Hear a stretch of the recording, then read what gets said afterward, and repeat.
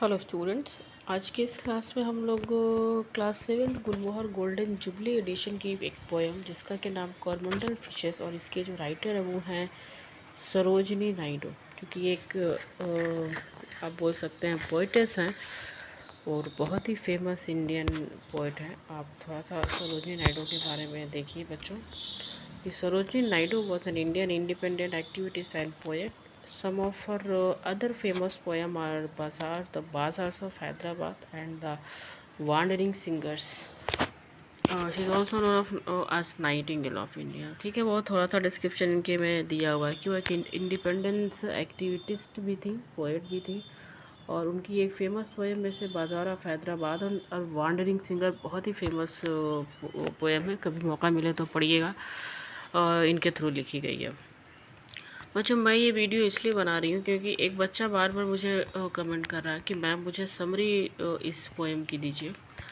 तो अभी चूँकि बहुत लेट नाइट हो गया, बट उसका बार बार डिमांड था, तो मैंने सोचा कि इस पोएम की एक छोटी सी समरी आपको बता दी जाए। तो बेटा ये आपके लिए है, जो कोई भी ये वीडियो देख रहा है, जिसने भी मुझे कमेंट किया, मैं नहीं जानती मेरे कितने व्यूअर्स हैं, मुझे बस आपके क्वेश्चंस के अकॉर्डिंग मैं वीडियो बनाती रहती हूँ। तो बेटा इसका जो समरी है वो हम लोग यहाँ पे देखेंगे। थोड़ा सा मैं आपको एक बुक की जो समरी है वो दी हुई है, वो यहाँ पे आप देखिए। कह रहे हैं कि the poem is a call from a fisherman to his friends. They want to start the day because the sun has already risen. The poem beautifully describes how the lives of the fishermen are intertwined with the oceans and that both their lives and death are connected to it. It also highlights the love and respect the fishermen have for the sea. तो ये जो poem है that is a call from a fisherman to his friend. ये जो fisherman's है, कॉरमंडल fishers का ही मतलब है बच्चा, जो फिशरमैन्स होते हैं वो एक कॉल कर रहे हैं किन को, अपने दूसरे फिशरमैन को, मतलब अपने फ्रेंड्स को। ठीक है, वो क्या करना चाहते हैं कि वो अपने दिन की शुरुआत करते हैं, क्योंकि सूरज जो है वो पहले से ही निकल चुका है। उसके अलावा बेटा ये जो पोएम है ना, beautifully describe the lifes of the fisherman. ठीक है, उनकी जो लाइफ है उसके बारे में बताती है, और वो किस तरह से इंटरविंड हैं, किससे, ओशियन से। ठीक है, उनकी जो लाइफ है और उनकी जो डेथ है ये दोनों ही कनेक्टेड है, कहाँ, उस ओशियन में। तो इस तरह से वो कनेक्टेड है उससे। ये पोएम आपको आगे बताती है कि उनका जो लव है, उनका जो रेस्पेक्ट है कितना ज़्यादा है सी के लिए, ओशियंस के लिए, क्योंकि उनकी लाइफ ही उसी में कहीं ना कहीं कटती है। तो पूरे पोएम में आप ये देखेंगे, आपको ऐसा ही कुछ देखने को मिलेगा। आप ये देखिए, राइज ब्रदर राइज। ये राइज ब्रदर राइज का मतलब ये है कि अपने दूसरे फ्रेंड को कॉल कर रहे हैं, वो एड्रेस कर रहे हैं। क्यों? The wakening skies pray to the morning, की सुबह हो चुकी है। The wind lies asleep in the arms of the dawn like a child that has cried all night. ठीक है, कि द विंड लाइज अस्लीप, जो हवा थी वो पहले से सो चुकी है, मतलब रात जो है वो धीरे धीरे ख़त्म हो चुकी है। ये देखिए यहाँ पर डॉन का मतलब है भोर, जो सुबह सुबह का जो वक्त होता है, अर्ली मॉर्निंग।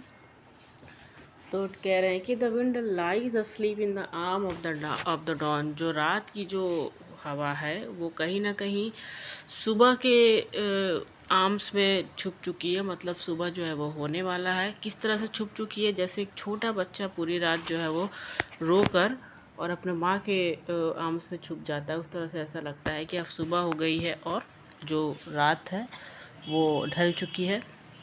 आगे बोलता है, कम let us gather our nets from the shore and sets our catamarans free. अब यहाँ पे अपनी जहाज़ कह रहे हैं कि चलो जल्दी से आओ, एक साथ होते हैं, और हमारी जो जहाज़ है, हमारा जो कैटामारनट्स, इसका ये देख लीजिए मीनिंग भी क्या है।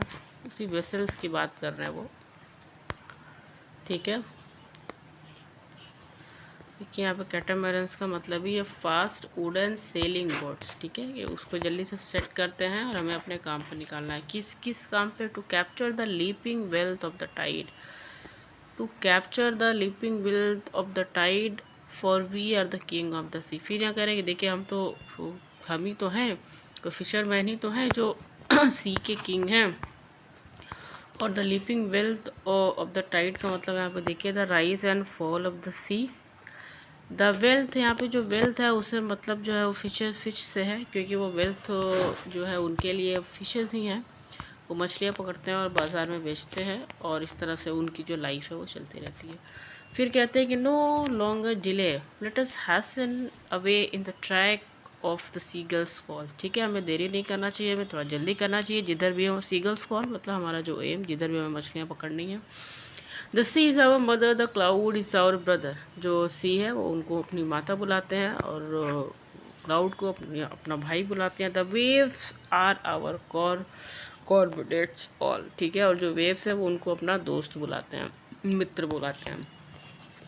What thought we tossed at the fall of the sun, where the hand of the sea gods drive, he who holds the storm by the hair will hide in the breast of our life. जब यहाँ पे ये जो line है ना बच्चों, ये जो सी के जो नेचर है उसका जो डेंजरस चीज़ें हैं, जो पेरिल्स हैं, ठीक है, जो ख़तरे हैं, उनको वो बता रहा है किस तरह से हमारी जो लाइफ है इस ओशियन में, क्योंकि जो वहाँ पे जो उनके जो टाइड्स हैं, अप्स एंड डाउन है। ठीक है, तो व्हाट दो वी टॉस, ठीक है, कि हो सकता हो कि हमें नहीं पता है कि हमारी लाइफ जो है वो कब ख़त्म हो सकती है इस डेंजरस चीज़ में, बट फिर भी हम इस तरह से उनके जो ब्रेस्ट को चीरते हुए अपने लाइफ को आगे बढ़ाएंगे, अपने एम्स की तरफ बढ़ेंगे।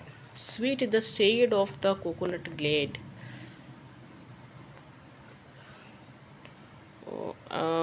and the saint of the mango grove, and sweet are the sands at the full of the moon with the sound of the voice we love।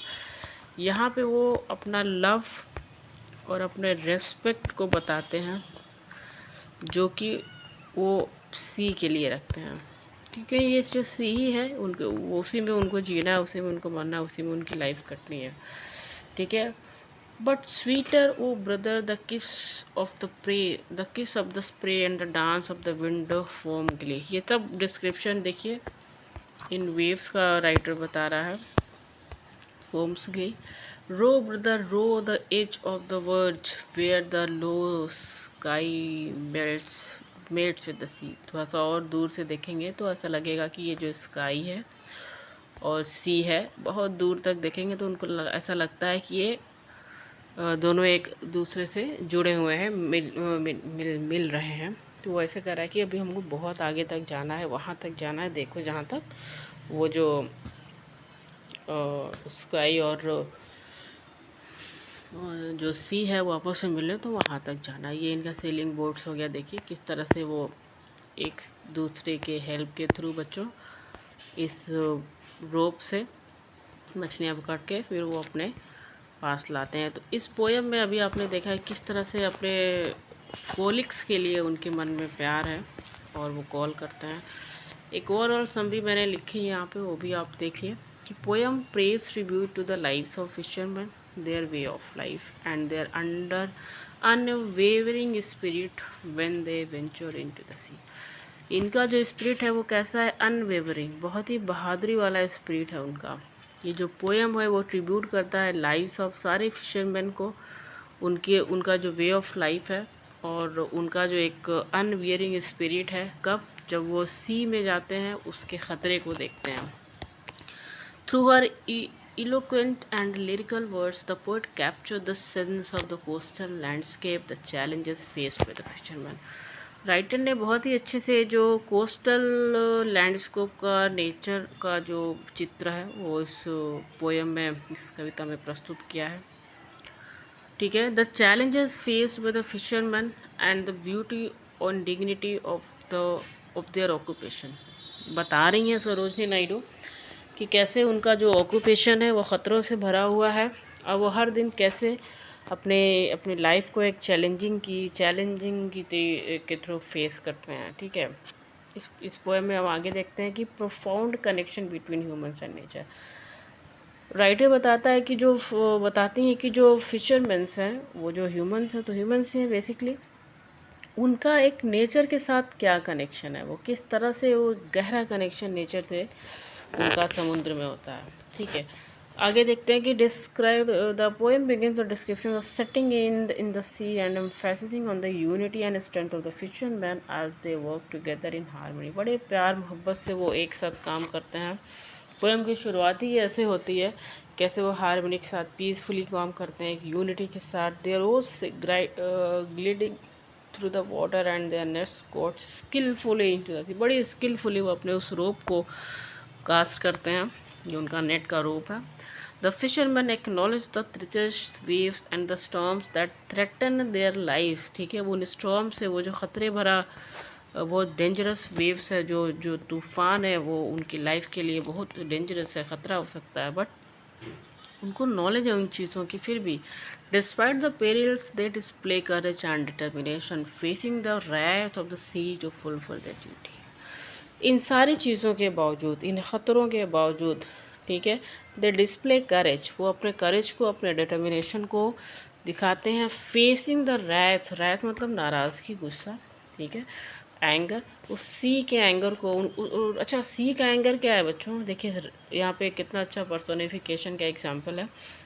सी का गुस्सा क्या है, जो स्टॉर्म है, जो तेज़ लहर हैं, वही तो है, ठीक है, तो वो उस चीज़ों को फेस करते हैं। The engage in their laborious at fulfilling work emits the enchanting surrounding of the rising sun, the silver sand and the shimmering waves। ठीक है, अभी जो हमने पोएम में देखा वो सब डिस्क्रिप्शन,